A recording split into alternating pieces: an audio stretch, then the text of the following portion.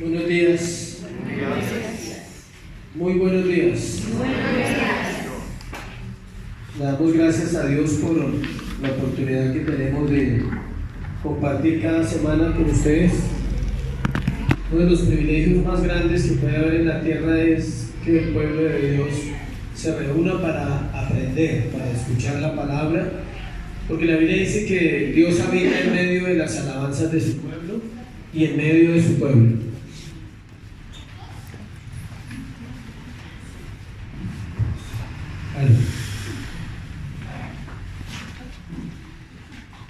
La Biblia dice que Dios habita en medio de un pueblo que le busca y que le teme. Vamos a ir a la palabra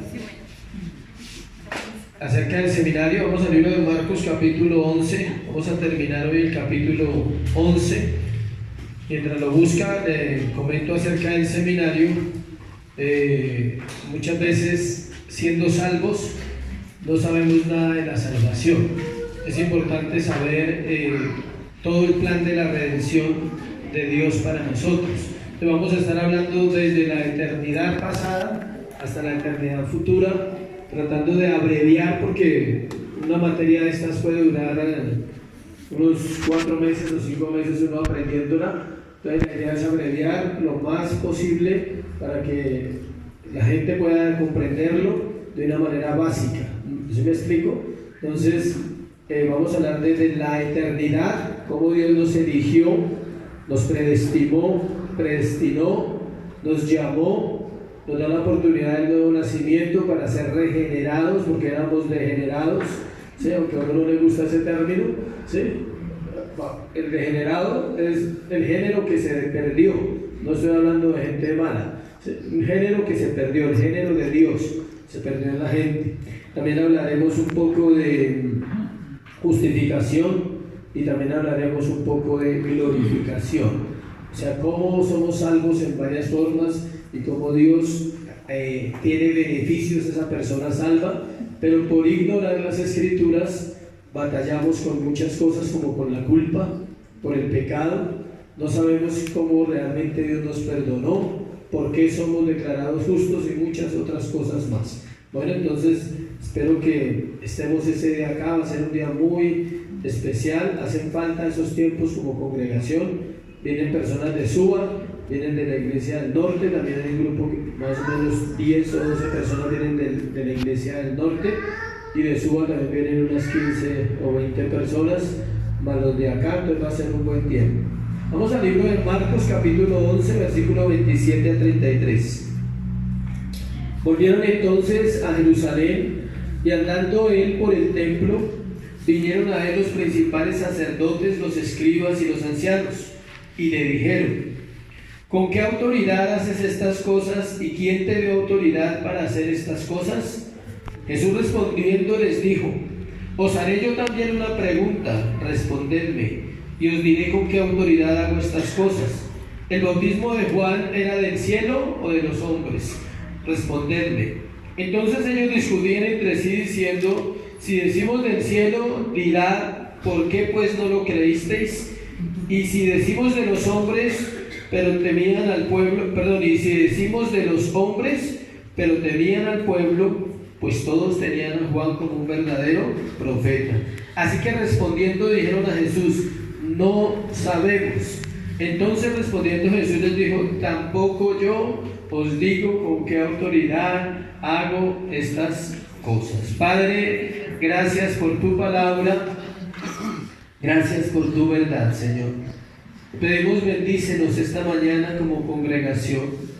Somos tu pueblo, Dios, y algo está claro en nuestra vida, y es que necesitamos más de ti esta mañana. Espíritu Santo, trae entendimiento a la hora de exponer y a la hora de escuchar esta palabra. Gracias por tu misericordia y gracias por dejarnos la Biblia para que hoy seamos sostenidos, purificados, Dios, a través de ella, y podamos entender un poco más de tus caminos, en el nombre de Jesús. Amén y amén. Confrontación sobre la autoridad de Jesús. Confrontación sobre la autoridad de Jesús. Vamos a hacer un resumen para poder terminar el capítulo, siempre que, si algún día usted va a predicar el Evangelio, siempre que vaya a predicar un capítulo al iniciar, haga una introducción para que la gente quede pensando vale la pena venir la otra semana porque van a tratar tales temas, y al terminar haga un resumen de cuáles temas se han tratado en ese capítulo, porque hay gente que no viene todos los domingos, entonces por lo menos se ubica. Entonces hablamos durante este capítulo 11 sobre la coronación falsa de un rey verdadero, que era la entrada triunfal a Jerusalén. Es el primer pasaje que vimos. Luego vemos lo de la maldición de la higuera, que representa a Israel, al pueblo de Dios, y la importancia de que los creyentes o el pueblo de Dios dé fruto. Luego hablamos de la purificación del templo, que lo asociamos con el templo de nuestra vida en este tiempo, y vimos cómo el Señor no estaba de acuerdo con el sistema religioso de la época. Y luego hablamos de la oración, basados en la continuación de la historia de la higuera que se secó, que es un pasaje que aparece ahí, porque viene el tiempo en que ellos se quedan solos, los discípulos, y necesitan aprender a orar. Hasta ahí hemos visto y llegamos hasta acá, al pasaje de la autoridad de Jesús. Encontramos un pasaje que continúa sucediendo en el templo. Todos estos sucesos fueron cerca al templo o en el templo, en donde hemos estado los últimos sermones. A excepción de la entrada a Jerusalén en el capítulo 11, todos los otros sermones los desarrollamos ¿dónde? En el templo o en las cercanías del templo. Sabemos que el templo era importante para ellos. Sabemos que eso determinaba la imagen del pueblo, cómo era el pueblo, qué clase de vida tenía. Y también estamos ubicados en la última semana de la vida de Jesús. Algunos dicen que era martes, otros dicen que era miércoles, pero no importa el día que era la última semana. Hay dos corrientes que estudian esos asuntos. En este caso, vamos a mirar la autoridad de Jesús. Recordemos que los líderes religiosos odiaban al Señor porque les confrontaba todas las acciones que iban en contra de Dios y de su prójimo. Se peca de dos maneras para que aprendamos: contra Dios y contra ¿quién? El prójimo. El prójimo no perdona pecados, el único que perdona pecados es ¿quién? Dios. Pero nuestros pecados también logran afectar a las personas a nuestro alrededor. A veces uno cree que solo resolviéndolo con Dios es suficiente. No, hay asuntos que hay que resolver con los demás, porque en mi pecado agredí, en mi pecado le fallé a otras personas. Entonces primero lo resuelvo con Dios, que es la directa autoridad de la iglesia y del cristianismo y de todo lo que nosotros somos, pero también es bueno resolverlo con la persona que yo le hice daño, si mi pecado le afectó. Por ejemplo, un adulterio. Obvio que hay que resolverlo con Dios, pero usted no puede pasar por alto que agredió, hirió a la pareja, sea el hombre o sea la mujer. Las dos palabras griegas que se traducen para la palabra autoridad en el Nuevo Testamento revelan el alcance, el dominio legítimo del Señor Jesucristo.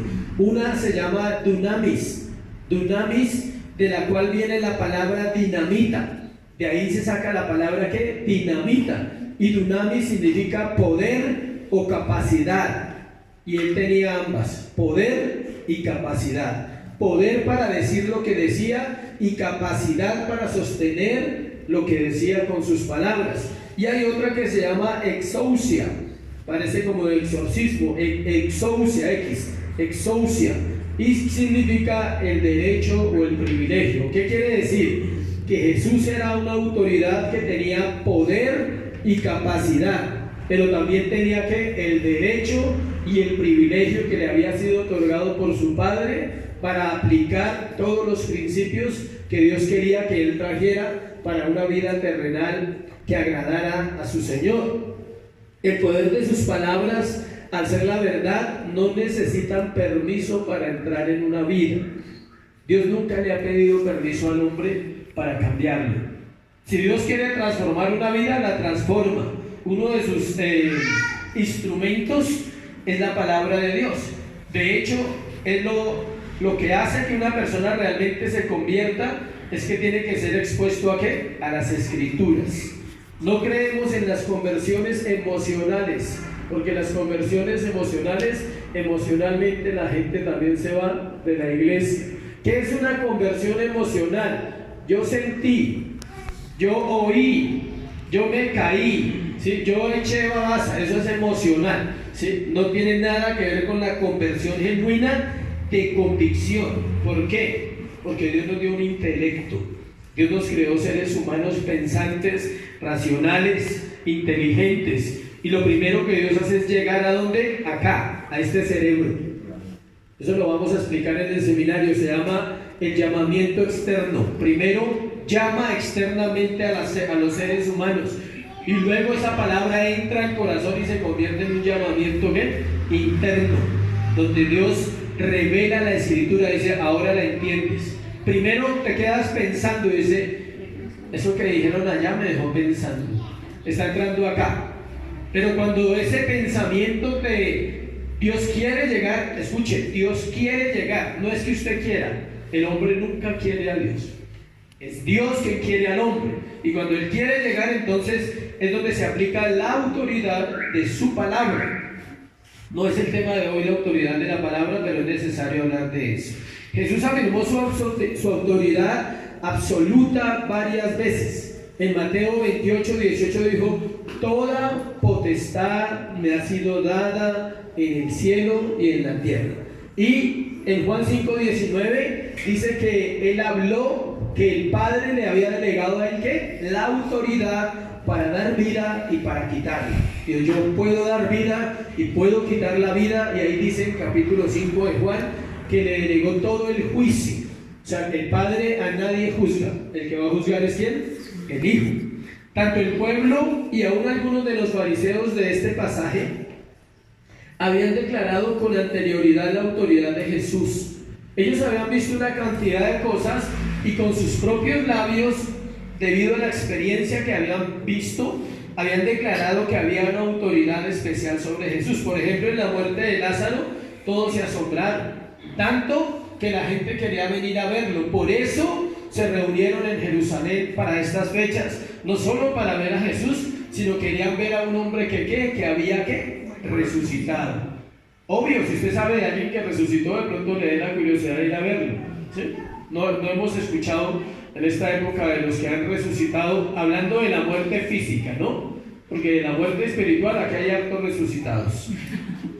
La autoridad sobre el pecado, o sea, Él tenía autoridad sobre la muerte, tenía autoridad sobre el pecado, o sea, poder para perdonar pecados. Cuando fue abordado por los fariseos, los sacerdotes y los escribas, en un momento dado, Él dice, ¿qué es más fácil decir? ¿Tus pecados te son perdonados, o toma tu lecho, levántate y anda? Y eso alborotó a todos los fariseos. O sea, definitivamente, Él y nadie más que Él podía perdonar pecados. Tenía autoridad sobre los demonios.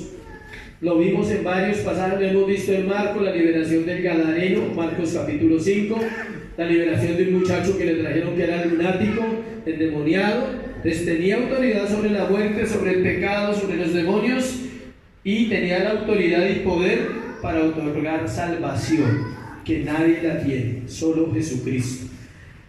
El poder absoluto sobre el destino del hombre también lo tiene para resucitarlo en el día postrero. Tiene el poder para resucitarlo después de que haya muerto en esta tierra físicamente.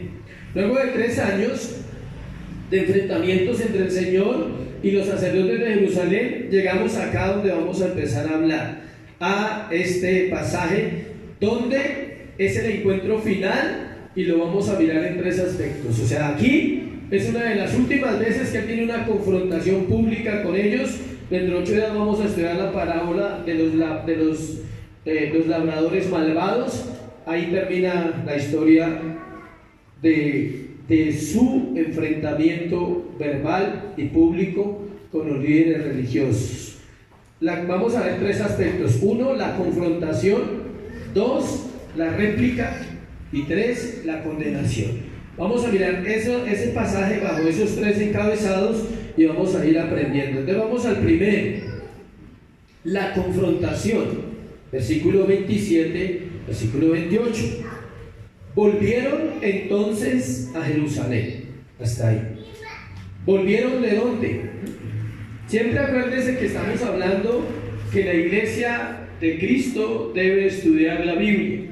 Y una forma de estudiar la Biblia es con sentido común. Volvieron entonces a Jerusalén. Si a usted le gusta estudiar, usted no puede avanzar de ahí hasta que averigüe y diga, bueno, ¿de dónde volvieron? Son como cuando ella llega a la casa y usted de dónde viene. Y usted le pregunta, ¿usted quiere saber? A mí me gusta saber todo eso, y no solo a mí. La iglesia tiene la responsabilidad de estudiar. ¿Para qué?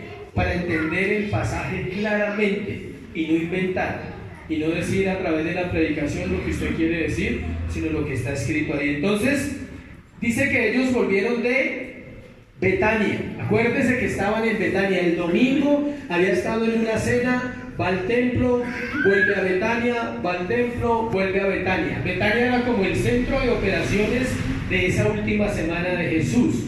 Los estudiosos aseguran que él era muy amigo de Marta, María y Lázaro, y Marta, María y Lázaro tenían una casa ¿dónde? En Betania. Y Marta, María y Lázaro eran comerciantes de telas y de perfumes, eran personas más o menos adineradas, no tenían problema en darle un plato de comida al maestro, no tenían ese problema. Ellos servían al Señor y él iba y se quedaba allá, salía, predicaba, iba y se quedaba allá, salía y predicaba. Entonces dice, volvieron entonces ¿a dónde? A Jerusalén. Estaba muy cerca, era muy cerca la distancia, digamos como de aquí a Soachi, algo así, muy cerquita la distancia para él ir y venir.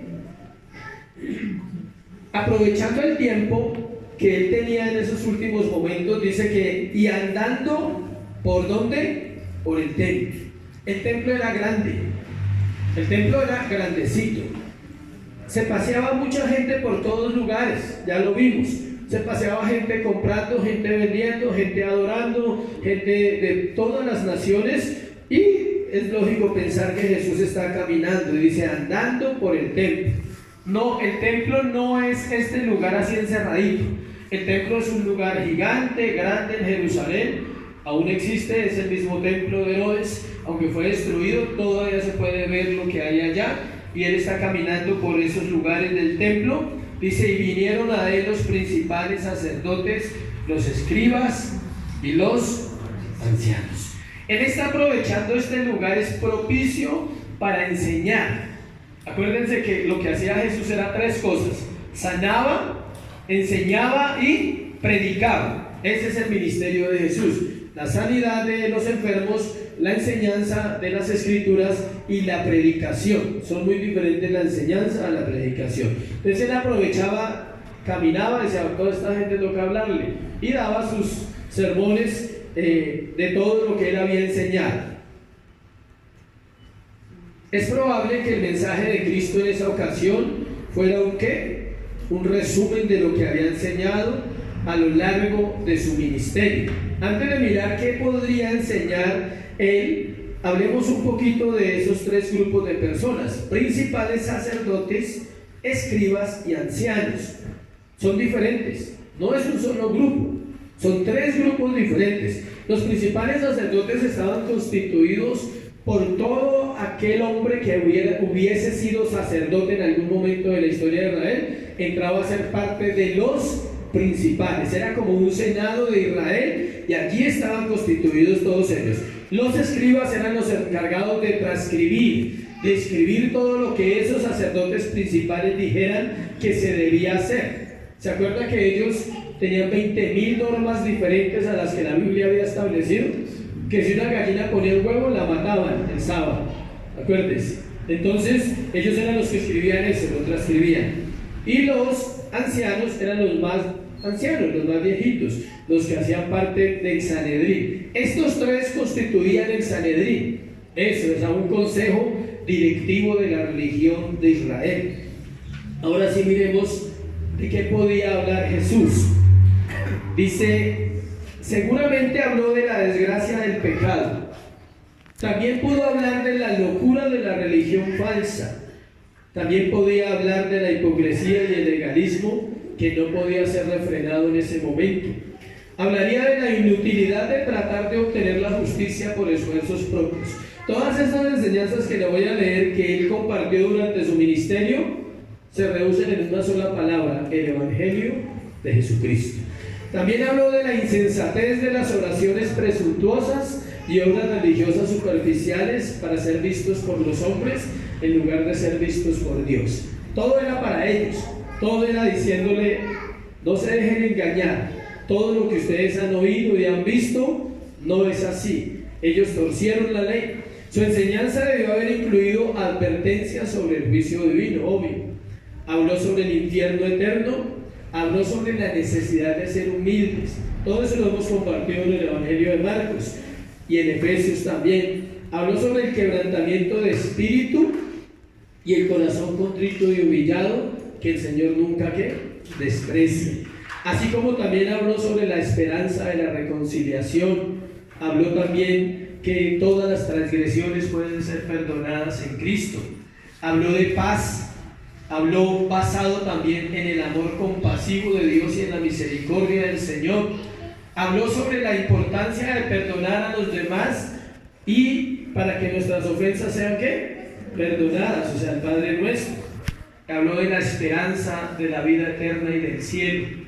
Es probable que haya hablado de la falsa humildad y el peligro del orgullo espiritual. De pronto saber 3 versículos y creer que ya sabes mucho. Y sin dudas les recordó a sus oyentes del costo de seguirlo y negarse a sí mismos. Recuerda que hemos hablado enseñanzas sobre eso.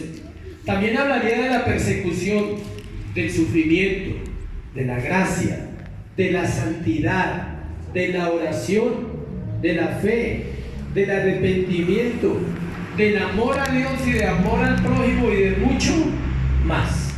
De hecho, Juan capítulo 21 dice que si se escribieran los libros de lo que Jesús enseñó, no cabrían en ningún lugar. La Biblia solo toma solo toma de los 3 años las enseñanzas que el Espíritu Santo quería que nosotros tuviéramos. Pero Él habló todo el tiempo, día y noche, durante 3 años, enseñó. Todo esto fue lo que enfureció a estos 3 grupos de personas. Esto los puso a volar totalmente.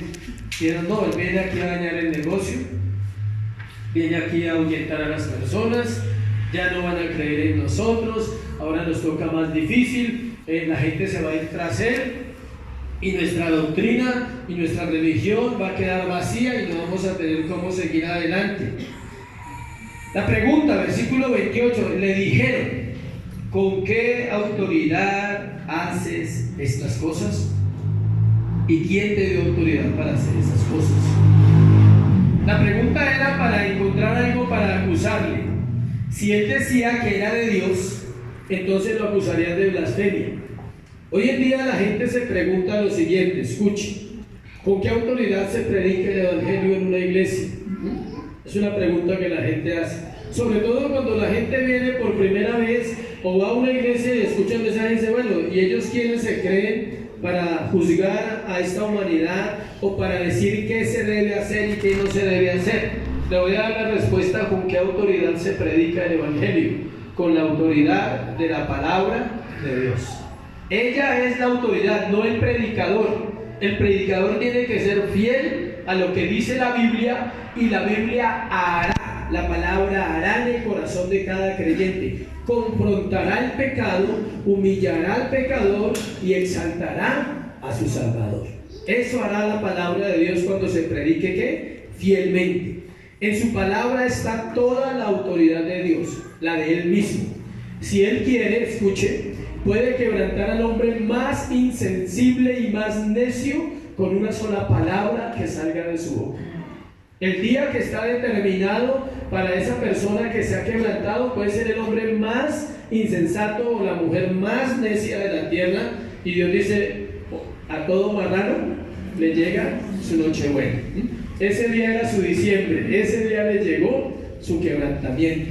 Grandes hombres de Dios de la historia pasada, no voy a hablar de los de la Biblia, aunque también hay varios, pero grandes hombres de Dios fueron quebrantados en su orgullo y en su necedad. Científicos, filósofos, personas influyentes en la vida social, famosos y conocidos, que negaban que Dios era verdad, Pero el día que Dios ejerció autoridad en su palabra sobre la mente y el corazón de esas personas, fueron ¿qué? Transformados. Por ejemplo, C.S. Lewis, el autor, el pensador más grande del siglo XIX, es el autor de las Crónicas de Narnia. ¿Quién ha visto las Crónicas de Narnia? Bíblicas totalmente esas películas. No parece, ¿sí? Uno dice, ¿cómo así? O sea, ¿eso está en la Biblia? No.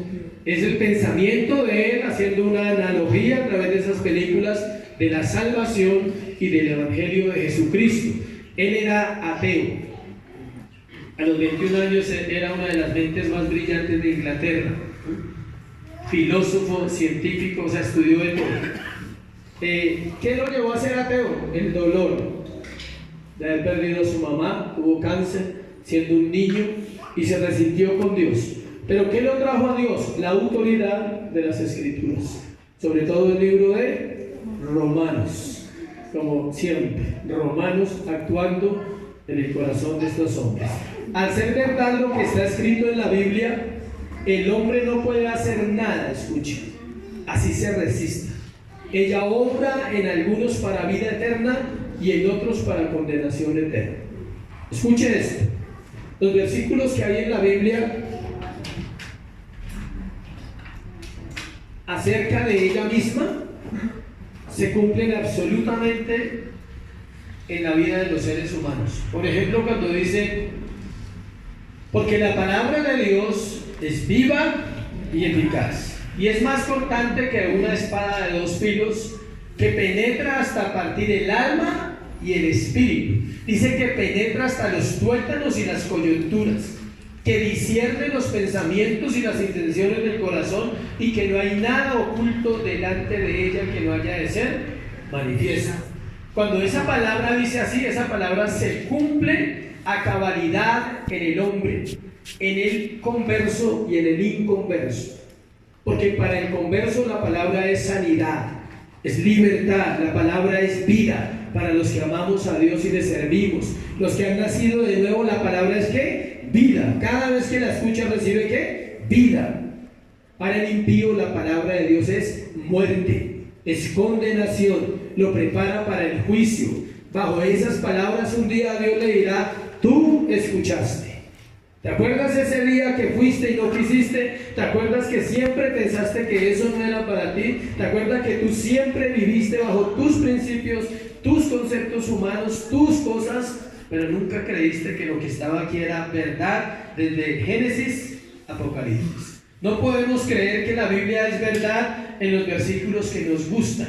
Y te bendeciré, y haré de ti una nación grande y serás bendición. Es hermoso, eso es casi una canción cuando usted lo piensa, ¿sí? Usted dice, qué melodía para mis oídos, ¿sí? Y tus hijos heredarán la tierra y esto y lo otro, ¿sí? Y a los que te maldigan yo los maldeciré. Y uno dice, wow, qué Dios tan grande, ¿sí? Pero nunca miramos que la palabra es autoridad en todo. Que la Biblia dice, por ejemplo, los 10 mandamientos. Con eso quedamos ya perdidos. O sea, cuando usted quiera confrontar su vida, le invito a que le eche una leída a Éxodo 20, capítulo 20. Cada vez que usted piense que está muy bien, vaya a Éxodo 20. Bueno, cuando usted se crea muy santo, vaya a Éxodo 20. Diga, Señor, yo quiero mirar en qué estoy transgrediendo estos 10 mandamientos. Con que transgreda uno, transgrede los 10. ¿Sí sabías? ¿Qué le explicaba eso a los hombres? Por ejemplo, cuando miramos la mujer del prójimo, estamos cometiendo varios pecados de los 10 mandamientos. 1, codiciar los bienes ajenos. Obvio. Y entonces yo sé que algún hombre diría, pero si no es casada, tiene papá. Obvio. La Biblia dice, la Biblia no lo dice, pero lo da a entender y se puede sacar esa enseñanza, que la mujer, mientras no es casada, pertenece a ¿qué? A sus padres. Es así, usted no necesita 3 días de ayuno para entenderlo. Obvio. Entonces, si es soltera, tiene dueño, y si es casada, más dueño todavía. ¿Sí ve? Entonces, cuando rompes ese mandamiento, ahorita voy para las mujeres, en el caso de los hombres, sí, en el caso de los hombres, está deseando, está codiciando el bien de su prójimo, está adulterando si es casado, está deshonrando a Dios, no honra a Dios. No está santificando los días, dice santificar las fiestas, todos los días es una fiesta para el Señor. Si ven en cuánto vamos, no honra a padre y madre, solo por una falta. Por eso el hombre no puede nunca acercarse a Dios si no es a través de la gracia del Señor Jesucristo y el Espíritu Santo que está en nuestra vida. Cuando las mujeres fallan, no voy a hablar de las mujeres, vamos a avanzar. Esto hicieron una cara así como que, uy, ¿qué irá a decir? Ahora miramos, sigamos acá. El hombre no puede hacer nada cuando la palabra de Dios está determinada en un momento preciso. Escuche esto, ellos le dicen con qué autoridad haces estas cosas y qué autoridad y quién te dio autoridad para hacer estas cosas. Jesús les había podido decir, la hago con la autoridad de mi Padre y porque se me da la gana, y punto. Si él hubiera sido grosero, respetuoso, no, él había podido decir, la hago porque yo soy Dios, porque yo soy el Hijo de Dios, el unigénito de Dios, que vine a salvar a la humanidad y por eso puedo decir lo que digo. Había muchas respuestas que él podía haber dado, pero no las dio. Vamos a mirar el segundo punto, la réplica. O sea, cómo él contesta, y eso es importante.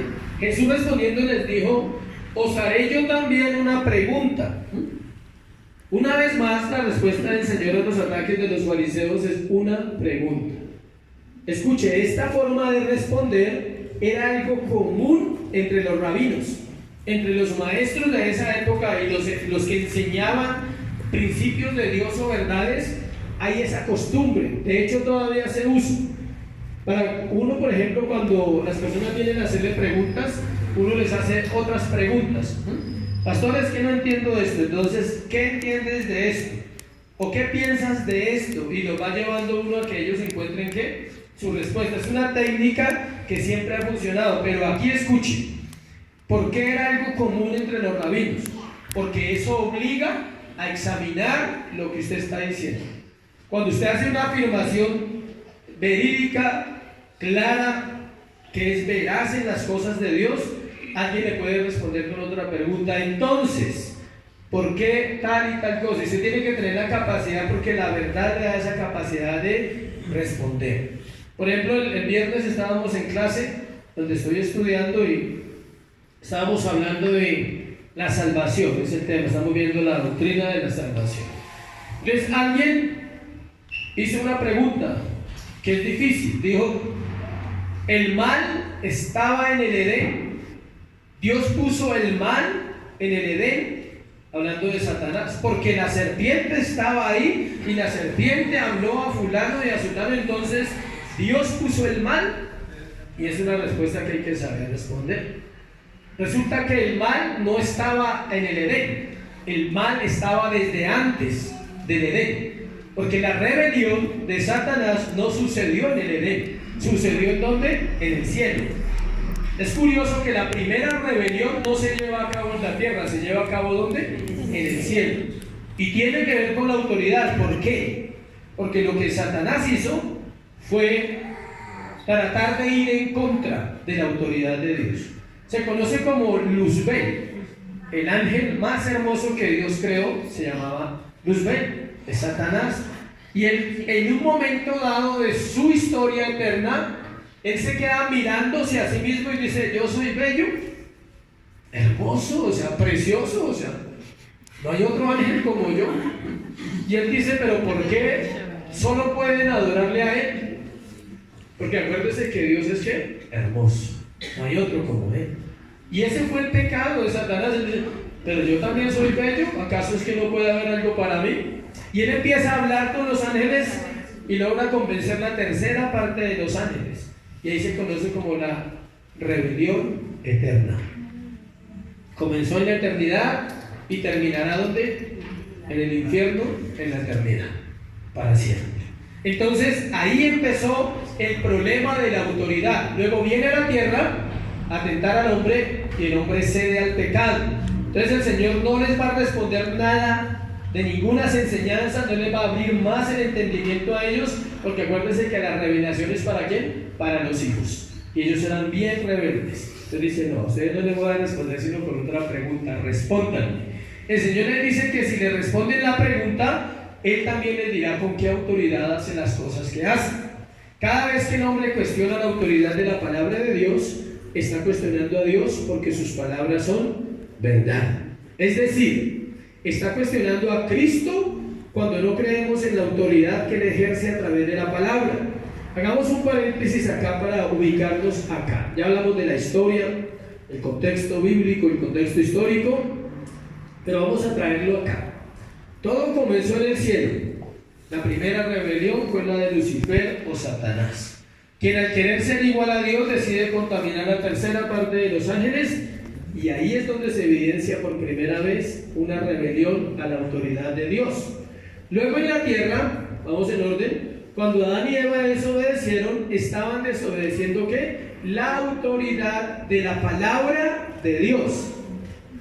¿Por qué? Porque Dios les dijo: de todo árbol que hay en el huerto pueden comer, pero alguien decía que no hay árbol de pero, sino de pera. Pero el pero estaba cerca al árbol. Pero, siempre que se encuentre un pero en la Biblia, deténgase, es una advertencia.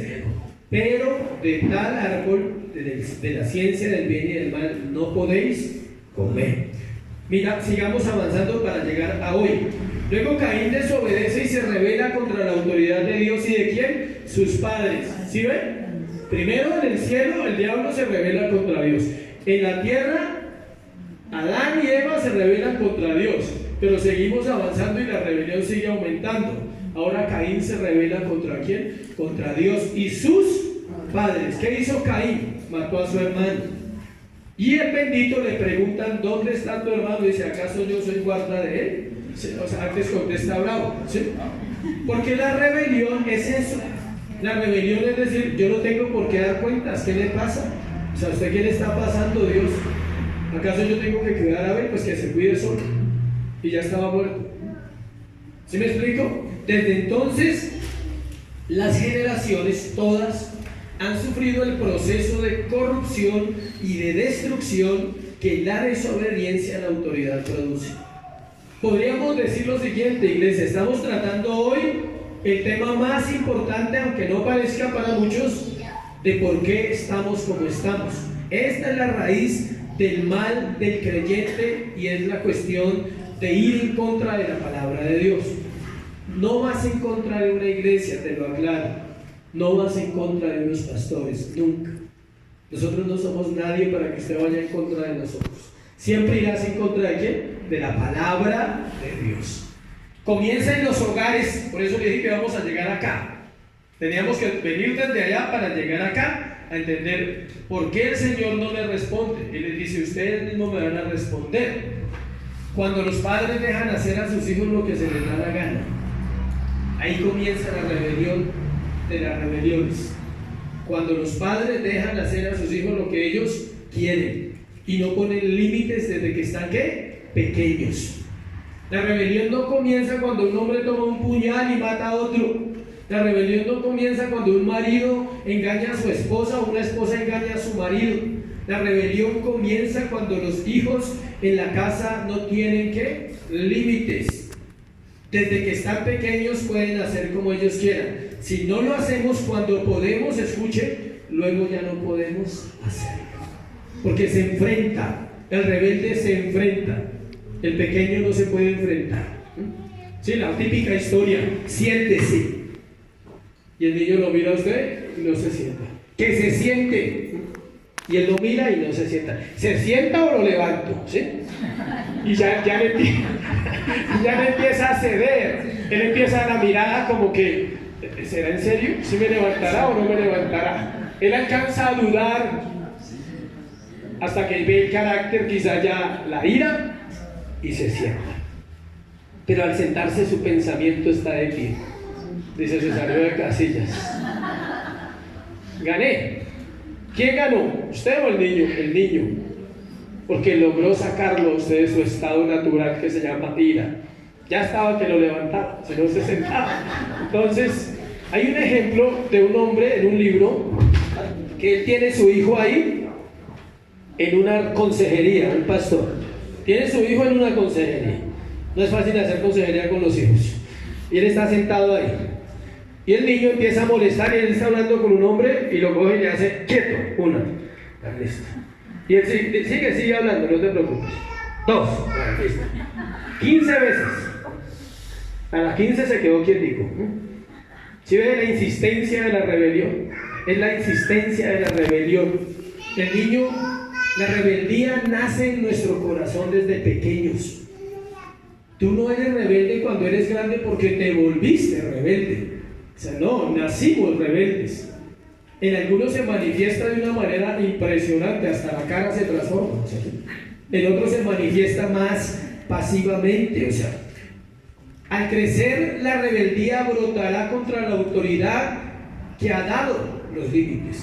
Siempre la rebeldía brotará contra la autoridad que pone límites. Puede haber una autoridad, pero si no pone límites, la rebeldía no se manifestará hacia esa persona. La rebeldía se manifiesta ante una autoridad que pone ¿qué? Límites. Es algo muy serio, escuche. El que es rebelde en su casa lo será en el estudio. El que es rebelde en su casa lo será en las relaciones con los demás. El que es rebelde en casa lo será en el trabajo. Sobre todo será rebelde cuando se acerque, cuando el Señor lo acerque a él. Pero no comenzó el día que llegó al Señor. No le choca el Señor. Desde niño le choca la autoridad, le chocan los límites. Es por acá, es por allí. ¿Y por qué? Hoy en día todo toca explicar, todo toca decir. Pensamos, escuche esto, pensamos que rebeldía es solo ser groseros y patales, pataletosos y vulgares, malgeniados y gritones. Eso pensamos nosotros que es rebeldía. No, esa es la manifestación de la rebeldía en algunos personajes especiales. No en todos es igual. Hay gente que se le manifiesta con su gritería, su grosería, su rebeldía, su pataleta y su patanería. Me sé otras palabras, pero no las quise anotar. ¿Listo? Pero no es así, escuche. Se es rebelde cada vez que voy contra la autoridad de Dios, aunque no diga nada, aunque no manifieste nada en mis acciones. No estoy de acuerdo con la autoridad del Señor que ha sido establecida por su palabra. Cada vez que el hombre viola los principios de Dios, está cuestionando lo que hicieron ellos. ¿Con qué autoridad tú dices que no se puede fornicar, Señor? ¿Con qué autoridad usted dice que yo no puedo mirar a las mujeres? ¿Cómo así? O sea, ¿qué está pasando aquí? ¿Con qué autoridad usted manda honrar a los padres? ¿Con qué autoridad usted manda que los hijos obedezcan a los padres? Y esa frase se puede repetir con todos los mandamientos de Dios. ¿Con qué autoridad, Señor, usted hace eso? Y el Señor no nos va a responder. Él va a buscar alguna pregunta para el corazón de nosotros para llevarnos a pensar, ¿sí? Porque nosotros necesitamos aprender a pensar en la palabra. Versículo 30, donde estamos. El bautismo de Juan, él simplemente le dice que les va a hacer una pregunta. Ahora viene la pregunta. ¿El bautismo de Juan era del cielo o de los hombres? Respondedle. Encontramos la pregunta que el Señor les hizo acerca del bautismo de Juan el Bautista. Al preguntar acerca del bautismo de Juan, él no se estaba refiriendo solo al bautismo. Él estaba refiriéndose a toda la vida de Juan el Bautista, al ministerio completo de Juan el Bautista. ¿Qué vino a hacer Juan? Anunciar al Mesías. Escuche, si el bautismo de Juan no era cierto, su anuncio tampoco. ¿Sí ven la importancia de esa pregunta? O sea, si el bautismo de Juan no era verdad, su anuncio de que venía un Mesías tampoco era verdad. Su anuncio de la necesidad de un arrepentimiento tampoco era verdad. Nada era verdad. Entonces la respuesta que ellos iban a dar iba a ser determinante, y por eso ellos se la jugaron creyéndose más sabios que Dios. Si ellos decían que el bautismo no era de Dios, ¿qué pasaba? El pueblo los iba a apedrear, porque el pueblo tenía a Juan por profeta. Pero si ellos decían que el bautismo era de Dios, obligatoriamente, escuchen, tenían que haberse sujetado ¿a quién? A Cristo, a Jesucristo. Juan ya había muerto. A Jesucristo. Versículo 31.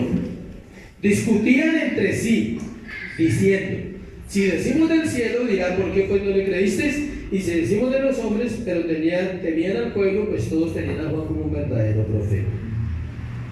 Impresionante la autoridad de Jesús, cómo pone a estos inteligentes a pensar y los lleva a discutir entre sí. Así como cuando algunos discuten entre sí, ¿será que eso sí es de Dios? ¿Será que sí estamos en una buena iglesia? ¿Será que los pastores sí son correctos? Ellos discutían entre sí, decían. El Señor les diría entonces la respuesta, pero más adelante. Ellos no querían a Juan, ni a Jesús, ni a nadie que les dijera la verdad. El problema no era Juan, el problema no era Jesús. El problema de la rebeldía es que no nos gusta que nos digan las cosas. Muy pocas personas aceptan con humildad la verdad de la palabra cuando alguien se la dice como una espada que corta. Porque la Biblia dice que las palabras de los pastores son como aguijones en medio de la congregación. Ese es el anhelo de un predicador, que las palabras no suavicen, que las palabras lleguen al corazón del pueblo y realmente uno sea confrontado. Rechazamos al tipo de persona que Dios usa para eso, porque siempre vamos en contra de la autoridad. Los jóvenes rechazan sus padres por este motivo. Muchos jóvenes terminan en una relación incorrecta con sus padres porque sus padres los aman y los corrigen y no quieren que ellos sufran. Y ellos terminan de decir, pero eres obsoleto, viejo, o sea, ¿qué pasa? ¿Sí? Pero estás anticuado, o sea, estamos en el siglo XXI, sí somos millennials. O sea, tenemos que, sí, estamos acá, o sea, a ver, o sea, sí te cascaron y todo, pero llévenla suave, o sea, llévenla suave. Eso le dicen a los papás. Sí, a ti te reventaron y todo, pero a ver, o sea, eso ya pasó, o sea, que Dios te sane, pero eso ya pasó, papá, o sea, ya pasó, mamá, o sea, ¿cómo usted me va a coger así? ¿Sí como me va? Porque no aceptamos la autoridad. Los cónyuges se molestan cuando el otro le hace ver su error. Terrible. Eso es una guerra diaria. La guerra de Armagedón es pequeñita frente a la guerra de los hogares. Es que esto, no, a mí usted no me puede decir nada. Punto, listo. Aquí mando yo.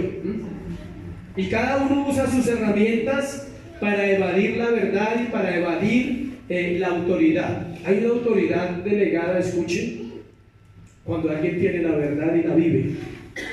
Eso no es lo que le daba la autoridad a Jesús. Cuando una esposa está viviendo, como dicen las escrituras, el esposo tiene que clamar que Dios le haga un hombre correcto, porque lo va a llevar allí. ¿Sí saben que las mujeres influencian mucho el carácter de un hombre? Las mujeres de Dios, estoy hablando. La mujer sabia edifica la casa, la mujer necia con sus manos la destruye. La mujer sabia hace del hombre un hombre más grande en la fe, más espiritual. ¿Por qué? Porque su conducta sabia lo lleva a él a no poder, escuche, objetar en cuanto a su vida y a tener que estar en una estatura donde pueda saberla llevar sabiamente para avanzar juntos en el caminar con Dios. La mujer necia termina aceptando que su esposo viva una vida acá, mediocre y sin sueños y sin esperanzas. La mujer sabia no se conforma con eso y dice, no, tenemos un llamado y tenemos un propósito, le voy a apoyar. Y cuando una mujer lo apoya a uno, lo pone a crecer. No hay tiempo para devolverse, no hay tiempo para parar. Hay una autoridad cuando haces las cosas como dice la escritura. Las personas se sienten amenazadas cuando los siervos de Dios les hacen ver su pecado a la luz de la palabra. No comprenden que es una manera de ser libres y ayudarles. ¿Por qué? Porque la Biblia dice, conoceréis la verdad y la verdad os hará ¿qué? Libres. Y la verdad a veces no la sabemos. Hay gente que llega a hacernos preguntas, ¿qué hago? No sé qué hacer. Tengo un asunto con esto, puede ser la familia, puede ser las finanzas, puede ser su vida personal con Dios y no saben qué hacer porque no conocen ¿qué? La verdad. Pero cuando la verdad es revelada, la persona puede ser ¿qué? Libre y pasar a una relación mejor ¿con quién? Con Cristo.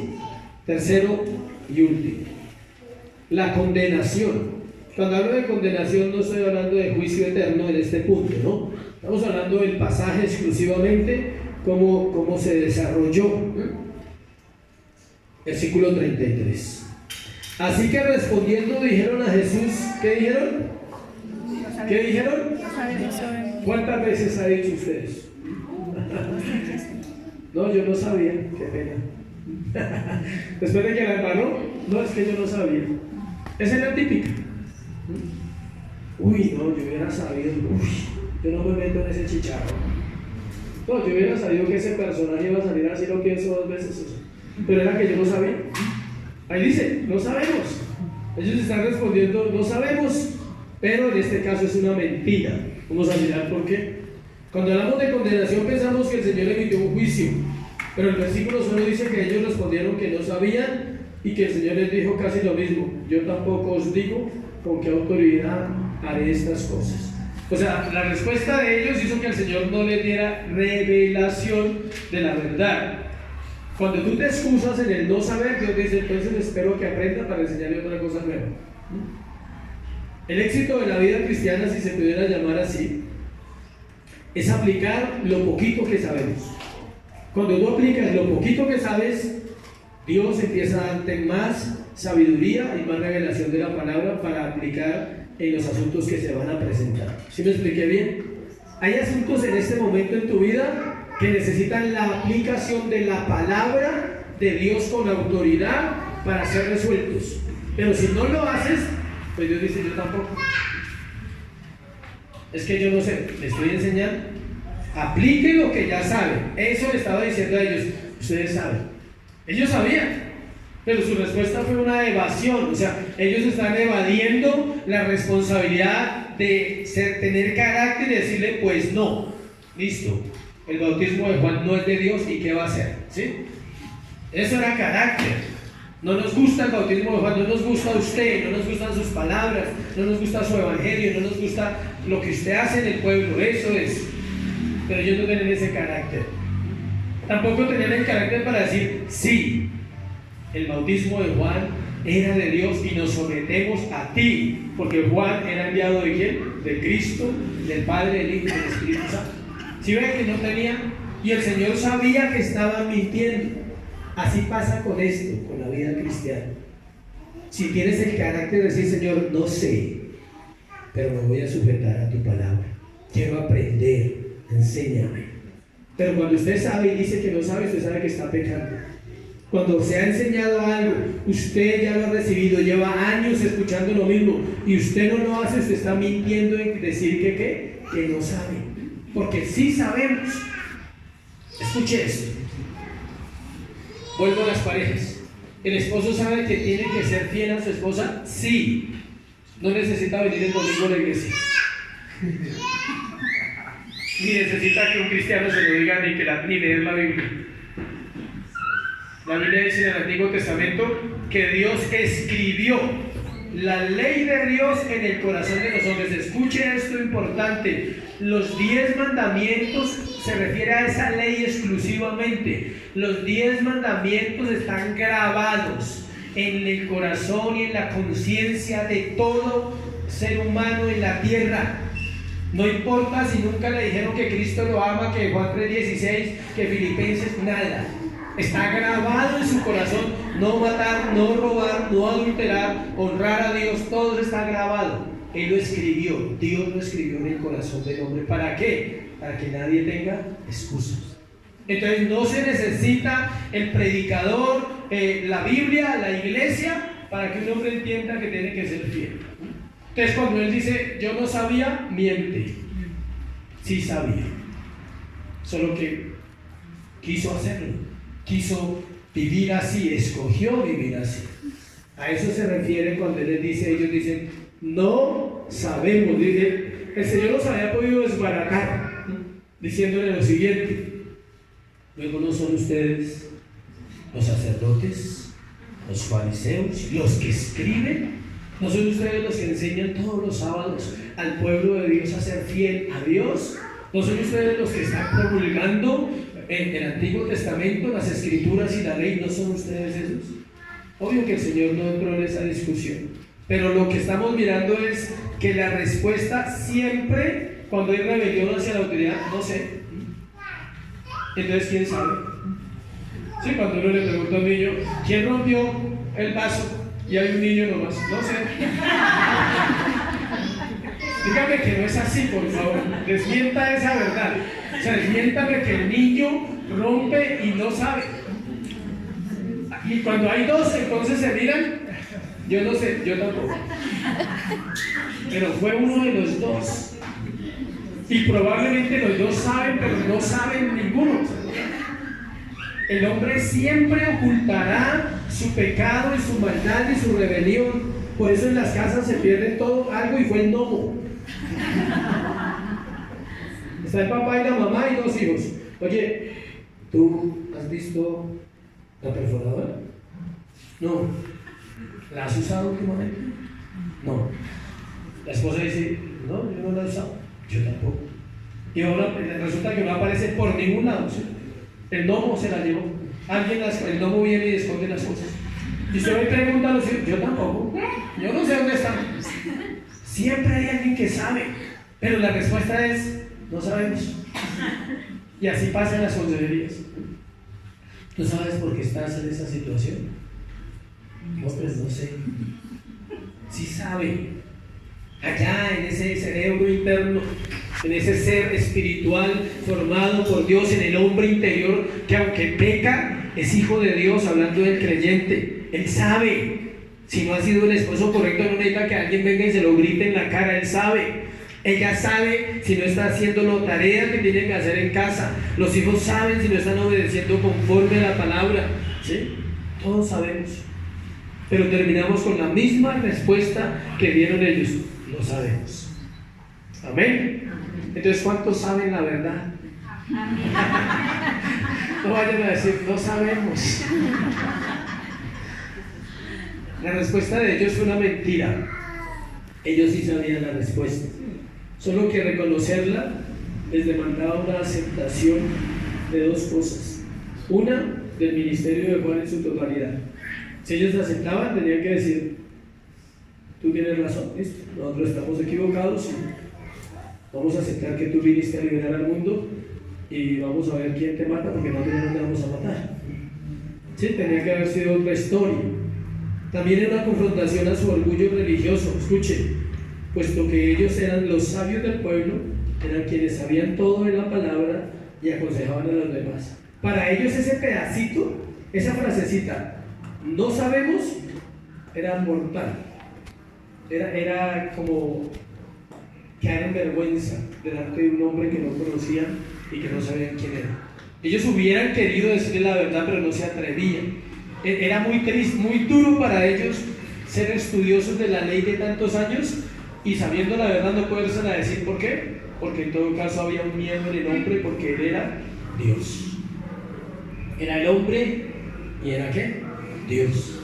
Entonces eso los quebró su orgullo de decir, no le podemos decir porque eso se forma aquí un problema terrible, eso sí. Donde le digamos no, digámosle que no sabemos. Pero eso era doblegar su orgullo y decir, tú sabes más que nosotros. Eso era lo que estaban diciendo. No pueden responder, llenó su corazón más de odio y de motivos para matar a Jesús. Escuche esto. Si el hombre pudiera matar a Dios otra vez, lo haría. Si la raza humana pudiera matar 2 veces a Dios, otra vez lo haría. Porque no quiere que se le pida cuentas de sus vidas, pero el Señor pedirá cuentas y es mejor estar al día. ¿Cuántos conocen un paz y salvo? Un recibito que se llama paz y salvo.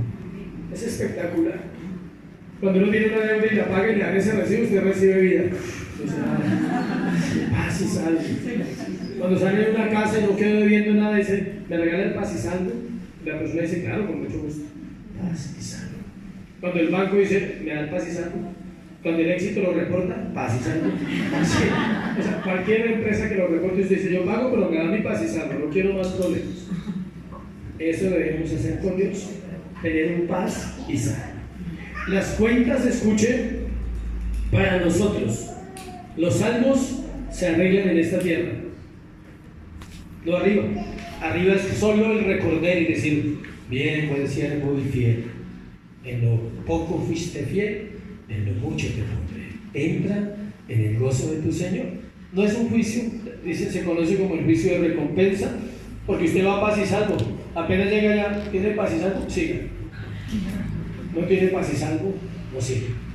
¿Se acuerdan la historia? Dice que estaban en la boda del Cordero, luego algún día lo predicaremos, y dice que se acercaron a Jesús y le dijeron los ángeles le dijeron al Señor, hay uno que no está vestido correctamente. Vestidura de justicia. Es como decirle, hay uno que no tiene paz y salvo. Y dice, sacadlo y echadlo fuera. Allí será el lloro y el crujir de dientes. El hecho que Jesús, quien es Dios hecho hombre, no le respondiera nada, es lo peor que un ser humano puede recibir. Es triste que un hijo de Dios para nosotros ore y Dios no lo escuche. Es como si él dijera, no eres mi hijo. Eso fue lo que él dijo a ellos, ustedes no son mis hijos. Por eso no les voy a dar una respuesta, por eso no les voy a explicar el plan de redención, por eso no les voy a explicar la gracia, no les voy a explicar que Dios me mandó a morir, nada, no les explico nada. ¿De ustedes no saben? Pues yo tampoco, y punto. Puedes perder todo en la vida, pero mientras Dios escuche nuestro corazón, hay esperanza. Ellos habían perdido la oportunidad de venir a la luz de Cristo y la oscuridad sería la respuesta que recibirían después. Ellos quedaron en la oscuridad en cuanto a muchas cosas que Jesús predicó, no las entendían. Prefirieron seguir entendiendo la vida como ellos la habían entendido hasta ese momento. El Evangelio de Jesucristo sigue siendo anunciado para la salvación de los hombres. Es el hombre quien lo rechaza y al rechazarlo está escogiendo vivir en la oscuridad. El Señor Jesucristo delegó la autoridad a los apóstoles y a todo el que le sirve. Autoridad que está en su palabra, que es la misma hoy. No está Juan, no está el Señor, no está Pedro, no está Pablo, no están sus apóstoles, pero dejó su palabra para que su iglesia siga creciendo y siga siendo edificada. Si tú crees que la palabra de Dios es verdad, entonces obedécela de pasta a pasta. No quiere decir que toda la pasta de pasta a pasta usted la va a entender, pero hay cosas que son exclusivas para este tiempo. La realidad más importante en este mundo perdido, escuchen, termino ahí. La realidad más importante en este mundo perdido, caído y pecador, es la verdad divina. La única manera en que la gente pueda oírla es a través de los creyentes, quienes son los instrumentos en los cuales Dios ha depositado su Espíritu Santo y a quienes confió su palabra. Podemos decir lo que Pablo preguntó en Romanos 10:14: ¿cómo pues invocarán a aquel en el cual no han creído? ¿Y cómo creerán en aquel de quien no han oído? ¿Y cómo oirán sin haber quien les predique? Iglesia, es el tiempo, no es un cliché, siempre es el tiempo. Ayer, hoy, mañana, siempre es el tiempo de ir y compartir las buenas nuevas. No hacemos campañas evangelísticas, no hacemos eventos de sanidades, pero tú puedes compartirle a alguien cerca de tu corazón, cerca de tu casa, para que invitarlo a la iglesia. Amén. Ponte sobre tus pies, vamos a participar de la cena y vamos a orar, a darle gracias a Dios por este tema, por esta palabra que se ha poniendo en nuestra vida. No pueden responder, no sé. Primera de Corintios capítulo 11 versículo 23. Mientras reparten la cena voy leyendo el texto, estén atentos por favor.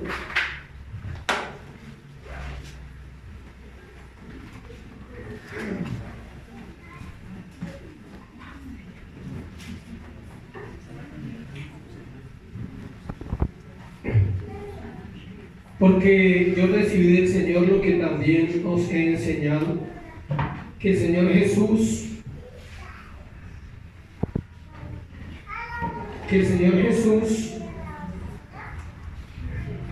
la noche que fue entregado, tomó pan y habiendo dado gracias lo partió y dijo: tomad, comed, este es mi cuerpo que por vosotros es partido, haced esto en memoria de mí. Asimismo tomó también la copa después de haber cenado, diciendo: esta copa es el nuevo pacto en mi sangre, haced esto todas las veces que la bebieres en memoria de mí. Así pues, todas las veces que comieres este pan y bebieres esta copa, la muerte del Señor anunciáis hasta que Él venga. Estamos bajo un pacto que hizo Jesús con su Padre. Es el pacto. Esto a veces no lo explica uno. Jesús hizo un pacto con el Padre. Escuche bien. El que murió en la cruz era el hombre llamado Jesús y era Cristo, el Dios de la eternidad. Pero era necesario que un hombre muriera. No podía ser solamente Dios satisfaciendo a Dios, porque sería injusto. No sería justo el juicio, no sería justo el pacto. Le explico lo del pacto para entender la Santa Cena. Un pacto era un acuerdo entre dos partes y se celebraba en la antigüedad de la siguiente manera. Cuando el hombre se iba a casar con su esposa, se hacía un pacto y los padres eran los que asumían ese pacto, y el padre ponía animales y el otro ponía animales y los partían y pasaban por la mitad de los animales, como hizo el pacto Abraham con Dios. Y el compromiso era el siguiente: que si la novia fallaba, el padre de la novia debía morir, y que si el novio fallaba, el padre del novio debía morir. Eso era tomado de la vida con Dios, esos pactos. El pacto que hace Abraham con Dios es que él parte los animales, y dice que el Señor pasó por la mitad de los animales y fuego descendió y consumió los animales. Era el fuego de Dios. El pacto era el mismo. Escuche, si Dios fallaba, Dios debería ¿qué? Morir. Y si el hombre fallaba, el hombre debería morir. Y el hombre falló y tenía que morir Jesús. El hombre, aclaro, el hombre. ¿Cómo fundamentamos que era el hombre? Porque fue tentado en todo. Y si él no era hombre, la tentación no tenía validez. Tenía que ser hombre para poder ser tentado. Tentar a un Dios es como un chiste. Un hombre sí se podía tentar, y era Jesús el hombre. El que estuvo en el desierto 40 días era el hombre Jesús. Y él tenía la misma opción que Adán y Eva en el huerto. Tenía la misma opción: pecar o no pecar. Y él decidió no pecar. Adán decidió ¿qué? Pecar. Dios no creó seres humanos inertes, y no creó seres humanos robots. Usted y yo estamos bajo el mismo estado de gracia que Adán y Eva, y el mismo estado de gracia que tuvo el Hijo de Dios cuando vino a la tierra. Podemos escoger entre pecar y no pecar. Cuando estábamos en el mundo no teníamos opción, solo podíamos elegir ¿qué? Pecar. En el seminario vamos a ampliar todos esos temas. Solo es un poquito de lo que vamos a compartir sobre los estados del hombre. El hombre en el mundo no puede dejar de pecar. El ser humano sin Dios no puede dejar de pecar. Cuando viene a Dios por el pacto que habla aquí de la Santa Cena, el pacto de sangre que se hizo, el hombre puede y no puede. Entonces el pecado no solamente es una naturaleza, también nosotros debemos santificarnos a diario, orar, estudiar la palabra, congregarnos y tener una vida espiritual, lo cual hace menos posible que pecar. Sí, a veces le echamos la culpa al diablo y al pecado. No, es que la naturaleza pecaminosa vive en mí. ¿Y Cristo dónde queda? ¿Y el Espíritu Santo dónde queda? ¿Y la gracia dónde queda? ¿Y la fe dónde queda? ¿Y el arrepentimiento dónde queda? Dios dio un evangelio por gracia, amén, pero no con una irresponsabilidad humana. Seguimos siendo responsables ante Dios de nuestra conducta, amén. Dice luego aquí, para finalizar: de manera que cualquiera que comiere este pan o bebiere esta copa del Señor indignamente será culpado del cuerpo y de la sangre del Señor. Está diciendo que para siempre tomar la copa, participar de la cena, es un examen. Examínese, no más. No dice no participe porque usted es un pecador, como algunas iglesias enseñan. No dice eso. Sería Dios injusto decir entonces cómo se limpia si no participa, porque la sangre de Jesús ¿qué? Nos limpia del pecado. El recordar en la muerte nos hace saber que en su cuerpo fueron nuestros pecados sobre él. Es como alguien va a tener esperanza si la iglesia le dice usted no puede participar porque usted vive en pecado. Escuche bien, si alguien vive en pecado, tiene que hacer lo que dice ahí, examínese.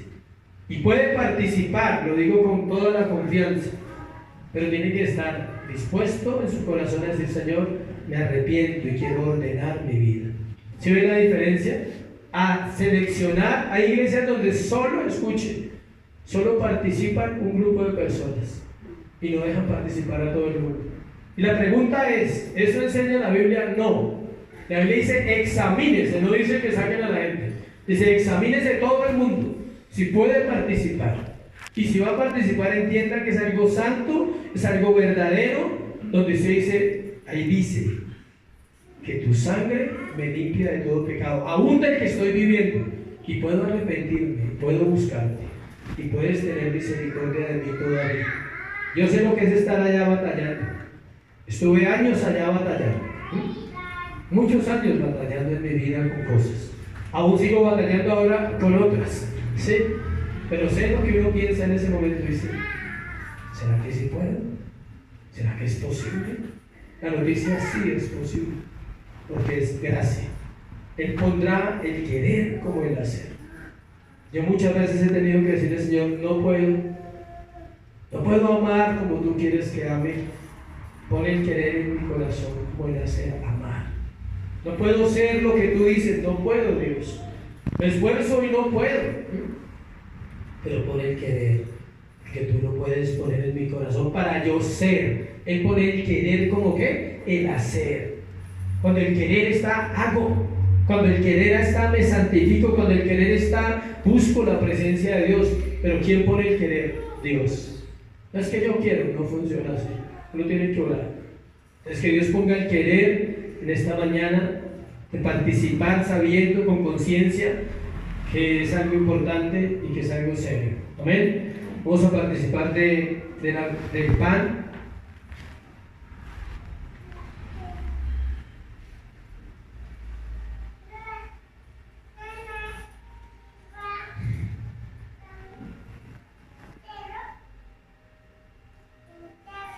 Y vas a participar de la copa y vas a tener tus ojos cerrados y vamos a orar.